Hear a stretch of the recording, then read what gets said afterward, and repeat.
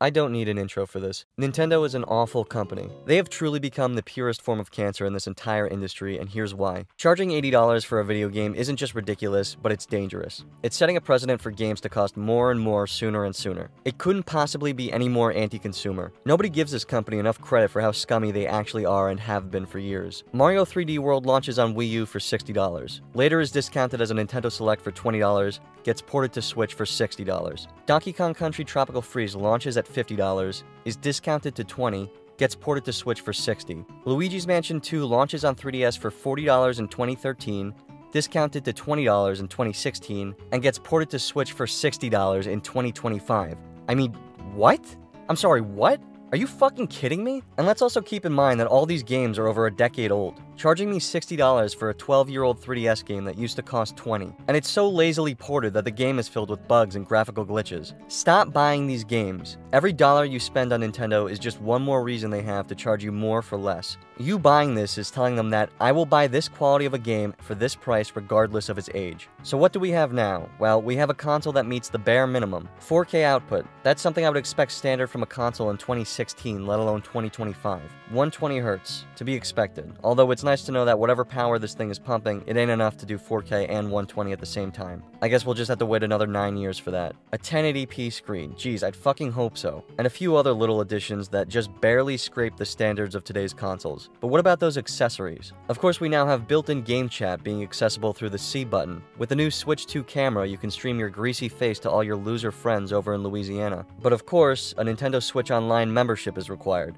So this button is completely useless unless you pay money. With a paid subscription, you get the privilege of participating in video calls featuring a shitty virtual green screen mask, 3 frames per second streaming, and only 4 minutes of latency. All for the low price of at least $20 annually and of course $50 for the Temu quality USB camera. But at the very least, now inviting friends to parties is all done on the system. No need for complicated instructions on how to use a headphone jack. Wow, it only took them 23 years. I'm glad to see people treat this like an accomplishment. But don't worry, I'm sure we can all trust that Nintendo's accessories will be made with quality components and will work flawlessly. They are the company that made these after all, and these have a long history of functioning properly, right? But now, I have a new issue. The Nintendo Switch 2 just has so many new features that have been standard for years, and the only piece of hardware I'm familiar with is this leapfrog. So how can I learn all about these new features? Well, fret not, jackass. All you need is the Nintendo Switch 2 Welcome Tour. All for the low price of $10. Wow, remember the good old days when you would get a new console and dick around with the built-in software? These types of software are so important because they'll always be the consumer's first impressions with the system. Everyone will always remember playing around with PictoChat or DSi Sound on the DS. They'll remember playing Face Raiders and collecting puzzle pieces in the Street Pass Plaza on 3DS. You'll remember screwing around in Welcome Park on the PS Vita, the Playroom on PS4 and PSVR, Nintendo Land on Wii U, and of course the most famous pack-in tech demo, Wii Sports. Such a simple and light game that is now cemented into pop culture. You just cannot think about the Wii without thinking about Wii Sports. And what did we just teach Nintendo? We just taught Nintendo that if you take a 16-year-old tech demo and cheaply repaint it with content missing at launch,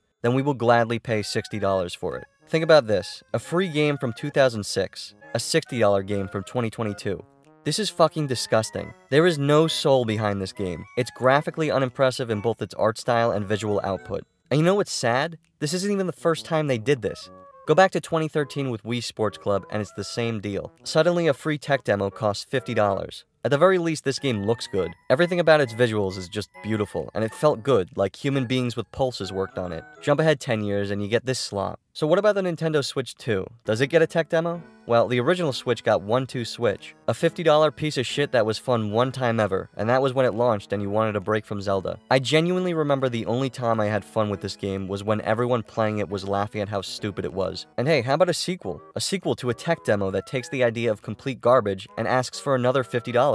So how about that Switch 2? This time around, we got Nintendo Switch 2 Welcome Tour, a tech demo more focused on the hardware and teaching you what it does and how to use it. And you have to pay for it. That is the most unbelievable shit on the planet. I'm paying $450 for your uninnovative money vacuum of a console, and then I have to pay you to teach me how to use it? Now we have game sharing, which is a nice addition, but of course it's nothing new. You've been able to play local multiplayer games by streaming your game to a friend's console on PlayStation for years now. This being an option on Switch is nice, and it even works locally, but even then, they act as if it's new. It's not even new for them. You can share your game locally to others with just one copy of the game. Wow, you mean like download play? You mean like that thing I could do 20 years ago for free on a DS? And now you get this mess. Only Switch 2 systems can share games, but both generations can receive gameplay. That's nice. Remember how the 3DS had download play with other 3DS systems and DS systems? And there was just no need for any other explanation because nothing about it was confusing? Virtual game cards are so anti-consumer, it's ridiculous. But what if digital games could be as flexible and convenient as game cards? I'm sorry, what? Yeah, I'm sitting here with my digital game library confused out of my mind. Shouldn't it be the other way around? I wish that physical games could be as flexible and convenient as digital ones. If I have 3 Switches, I can download my entire digital library on all of them and play any game at any time on whichever console I choose. What about that isn't flexible and convenient? So now, all your digital games have to be loaded and unloaded from system to system every time you want to play them. Wow, well isn't that just an absolute nightmarish headache? Imagine how much fun it'll be sitting with your systems loading and unloading different games so you have what you want on the right consoles, but not at the same time. Why not just say, we don't like people sharing accounts for their game libraries because we want to sell more copies of our overpriced soulless garbage. And you gotta love how they act as if this is a win for the consumers. You can hand over digital games to people within your family group for a maximum of 14 days, then they lose access. Are you out of your fucking mind? I'd imagine that if you're in a family group with someone, you're probably close enough to where you wouldn't mind signing into your account on their console so they can access your entire library. So this is a great way to shove monetization into one of the most basic concepts of owning software. So with that on the way, we have even more great news.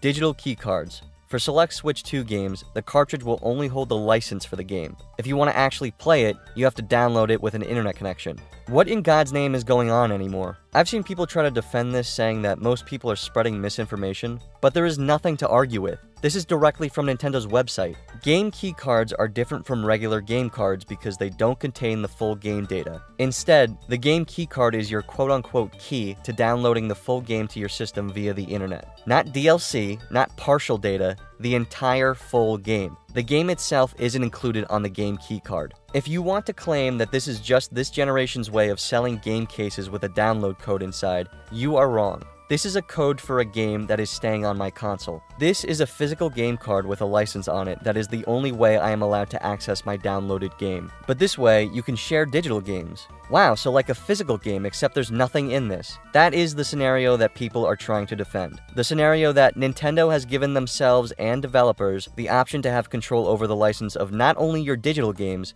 but now your physical games too. Truly incredible. Nothing is yours anymore. So the console will only have 256 gigabytes of storage, which is practically nothing in today's day and age. But make sure you reserve extra space for games because no longer will you be able to just play off the game cartridge. You'll need the space too. Stock up on those micro SD cards because Hogwarts Legacy is going to end up eating 25% of your console's storage, no questions asked. And how fun will it be to take your new game home and watch it slowly download with a slow internet connection because not everyone lives in some massive suburbia where high download speeds are the norm. This has nothing on it but a license. And although this doesn't apply to all games, there are already many that are confirmed to be using it and expect more to be on the way. Ultimately, what this tells me is that years from now, when the Nintendo Switch 2 servers are shut down, these cards will mean absolutely nothing because there's nothing on them. Generations from now, if you buy a Switch 2, there will be so many games you just can't play because you should have existed in the period of time you could download them in. This one is so frustrating. GameCube games are coming to Switch 2 only if you pay for the online expansion pack. Okay. And of course, there's going to be a Bluetooth GameCube controller released, but obviously you can still just use the Joy-Cons. But what about those triggers? Somehow we've gone yet another generation of Nintendo consoles without analog triggers. Another generation where the triggers are just buttons. So how are some games going to be played with the Joy-Cons? Because in many games like Mario Sunshine and Luigi's Mansion, both of which are being advertised, pressing the trigger all the way and pressing the trigger a little do completely different actions. Does anyone in this company communicate? Does anyone know what's going on? This is the right hand not knowing what the left hand's doing. As if you'll go as far as to make GameCube games a launch title, but still not bother using the industry standard for your controller even though the 20-year-old controller you have to reproduce has it? What? How about game upgrades? You guys like spending more money on things you already paid for? This one is so absurd I don't even know where to begin. What if, imagine this, all the poorly optimized Switch games that run at 30 FPS at best in 720p could be played normally without us making the effort to actually optimize them for the hardware they were originally developed for. And then we can charge you for it. Games will run at improved resolutions and frame rate. You mean the resolutions and frame rates they should be running at in the first place if you put more effort into properly optimizing them? I'd love to know what black magic was used that made the 1000-year door run at a flawless 60 FPS on my GameCube in 2004, but couldn't be used 20 years later to make its HD remaster run at a consistent 30. Maybe there just is no point in spending money optimizing games when people will just buy them anyway. And finally, the elephant in the room. $80 fucking for a video game. On no planet can you defend this. This has nothing to do with tariffs, you can come up with every excuse in the book, but on no planet in the solar system was poor old Nintendo forced to charge you $80 for a digital game and what's looking to be $90 for a physical one so they could keep their starving CEOs off the street living in a box. That is fucking disgusting. $80 for a game that is graphically less impressive than most Wii titles I can think of that are going for a similar style. That is absolutely abhorrent. Nintendo has become the illumination of the gaming industry, adopting the same ideology as them when they animate movies. How can you develop a game as cheaply and quickly as possible? Nintendo seems to love this disgustingly soulless art style that clearly requires very minimal processing power to render without much issue. You see it in Mario Kart World, you see it in Nintendo Switch Sports, you see it in Princess Peach Showtime, Mario & Luigi Brothership, and you're seeing it in upcoming games like Donkey Kong Bonanza and Tomodachi Life Living the Dream. This soulless pastel-y art style that looks like the standard for an iOS game in 2014. So unbelievably unimpressive and terrible looking. It has nothing to do with a vision or the choice of art direction. You can go for a cartoony or even cel-shaded aesthetic and still make it look beautiful. You saw it on Wii U, you saw it on 3DS, you saw it literally everywhere. This is not beautiful. This is not visually impressive, and they expect you to pay $80 for it, and pay even more for physical, which is such a scummy way of forcing players who need to save money where they can into switching over to digital. Forget DRM, digital games means no money spent on producing, no money spent on shipping, and most important of all, no commission to any retailer. Every penny going directly to the biggest pieces of shit in the industry. It seems that the full price of Switch 2 games will be either $70 or $80 digitally. But just take a look at these prices. Are you fucking kidding me? $70 for Breath of the Wild with a Switch 2 upgrade. Didn't this game come out almost 10 years ago? And now it costs more? How does that work? Tears of the Kingdom, $80. Kirby and the Forgotten Land, $80. Mario Party Jamboree, $80. I'd really love to know what makes Nintendo think Mario Party Jamboree has appreciated in value by $20 since it came out. All it needed was 3 new shitty minigames that utilized the new system's gimmicks. Maybe just develop new games for your system? Maybe when your launch lineup is a cheap-looking Mario Kart, a paid tech demo, and 3 25-year-old GameCube games, you should think more about actually developing new video games rather than selling me an 11-year-old game a third time. I've seen people post pictures like this or say that PlayStation was the first to do paid upgrades, and to that I say, yeah?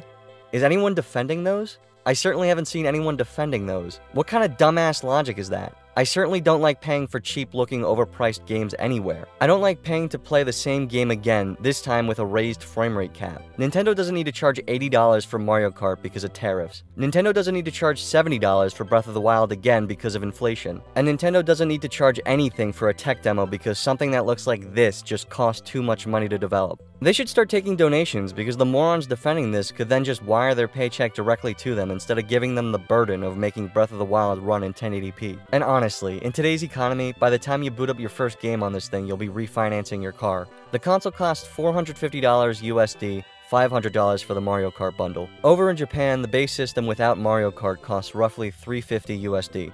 What's the catch? Well, the system is Japan only and is region locked to only Japanese Nintendo accounts. If you want access to other language and region options, then you'll need to cough up the full $450. It doesn't get any more anti-consumer than that. Anyone hoping to save money by importing won't be able to because the system is region locked. I would love to know the reason why the multilingual system costs what is roughly equivalent to $450 USD everywhere in the world, but the Japanese only version that's only available in Japan costs $350. So essentially, you're paying $100 for the privilege of using other languages. Wow, that's some expensive DLC. And the system is not being manufactured in Japan, just showing that the console itself isn't valued at $450. Here's the exact same thing, but $100 less, except only Japanese. Tariffs have nothing to do with them choosing to release a Japanese-only console for less, or charging $100 more for language options outside the US. They're just coming up with these prices because fuck you. There is no expensive chip they have to put in this console to add language options. I'd like to never spend more than $60 on a video game, and I want the entire industry to know that, because I don't want to pay $80 for a video game, you fucking idiot. Thank God morons like this exist so these billionaire and trillionaire companies can continue to screw over all the normal people with functioning brains who don't want to dig into their savings account so they can play a Mario Kart in the year 2025 that looks like this. Wow, all that extra power is really being put to use, I see. To be a person as stupid as this must be blissful, justifying $80 by comparing it to eating food. So you want to pay $80 for a game. You're cool with new big releases costing $80 fucking dollars. You would think these are like industry plants. Nintendo should just start charging $100 instead because idiots like this will find some batshit way to justify it. Just donate your money to them at this point. You can't fit their entire cock in your mouth. So ultimately, what can we do? Well, we can just simply not buy it. It's that simple. Vote with your dollar. When you give Nintendo money for a game that launches with no content or is unfinished, or for a game that's a port of a title over 10 years old that used to be $20 and is suddenly $60, or money for a game that is so poorly optimized that the absolute best you can expect is an inconsistent 30 frames per second. That's you telling them that I, the consumer, will give you money for this regardless of its quality. I will buy Luigi's Mansion 2 on Switch even though it was $20 on a 3DS and was ported with bugs and graphical oversights. I will give you $300 for a console so poorly designed that it scratches my screen when I dock it, has $80 controllers with connectivity issues that often cease to function over time, has UI that looks like someone made it in Adobe Illustrator in 9 minutes, acts as a portal to the world's laggiest and most unstable web-based online storefront, and has a library of poorly optimized games, half of which are being resold for the second or third time, and the other half comprised of cheap, soulless shovelware quality garbage with no polish, nothing memorable, and absolutely no passion or love anywhere to be found in it. Buggy messes that you are being sold as is because you'll buy it anyway.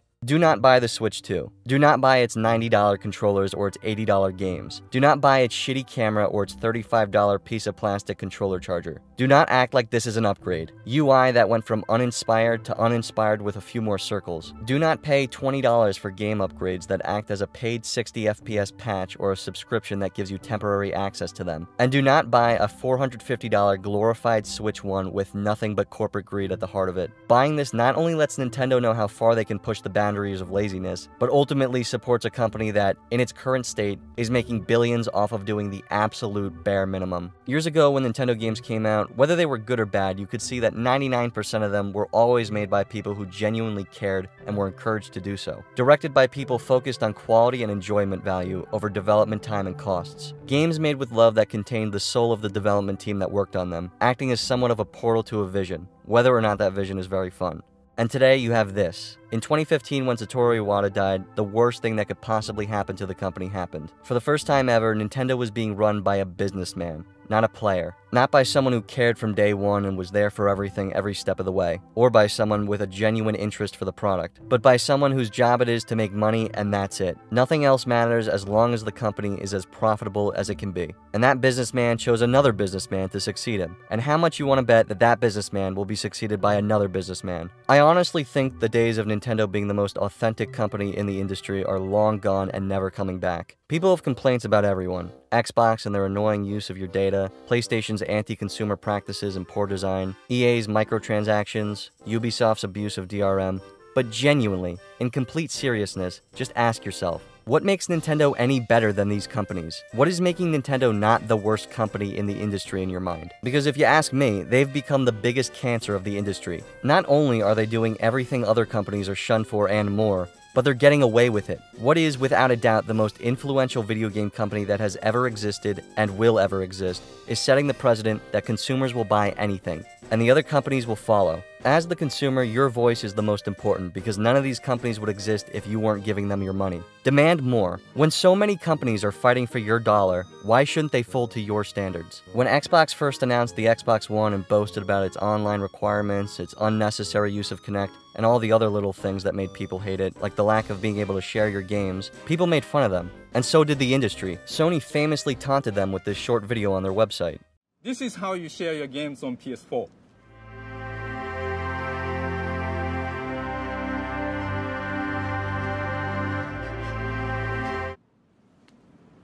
Thanks.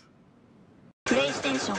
And Microsoft was spiteful. People were happy with their 360s and wanted a reason to move on to the next big thing. And no one said it better than the idiot trying to get us to buy it, Don Matrick, while trying to defend the Xbox One. Fortunately, we have a product for people who aren't able to get some form of connectivity. It's called Xbox 360. If it doesn't look good, then don't pay $500 for it. Do not support this company. Nintendo is not one of the good guys. Nintendo in its current state is the greediest, laziest, and most dangerous corporation in the entire industry. And the only thing that's going to make them change is seeing you spend your money elsewhere. So while you dipshits play your crappy platformer tech demo that costs $0.00 on that piece of shit PS5, I'll enjoy paying full price for my disabled wheelchair basketball game that utilizes the mouse function of the Joy-Con 2. This industry needs another crash like it had in 1983. Every one of these companies needs a wake-up call to start over from the ground up and remember what made their products good in the first place. Don't spend your money on soulless, overpriced garbage with zero innovation. Save your money and force the industry to do a 180. The only way to get better products is by not paying for them when they're bad. When the asking price is $450 with $80 a game, don't settle for the bare minimum. Please do not buy this product or support this company when they treat you like a walking wallet with no brains.